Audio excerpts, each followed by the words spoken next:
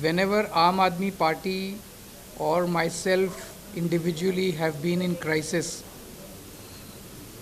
DMK, all its leadership and Thirus Telinji have stood firm with us. Secondly, the kind of work that he's doing, welfare activities that he's doing for the people of Tamil Nadu is unprecedented. Such kind of work has not been seen by Tamil Nadu. In the last 5 years, the kind of development that has taken place in Tamil Nadu, especially the poor people and middle class people are feeling a lot of relief because of his activities. Some of his schemes are worthy of emulating all over the country. And third reason is that whenever there is a crisis at the national level,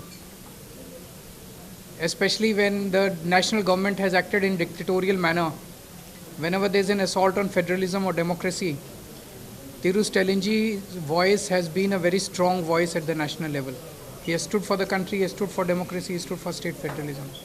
That is the reason I have come to support Thirus Telinji, and I appeal to the people of Tamil Nadu to vote overwhelmingly in his favor and in favor of his party, so that he wins with much better majority than last time.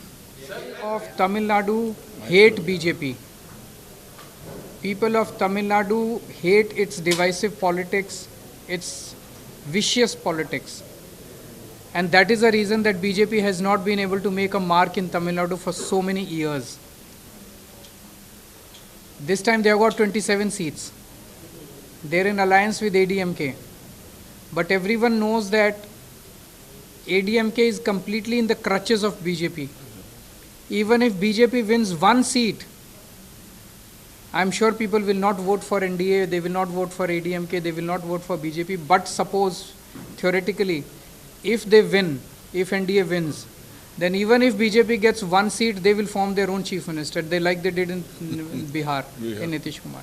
So I want to tell the people that they should be wary of BJP, they should be wary of NDA, because NDA is BJP, it is not ADMK plus BJP, number one.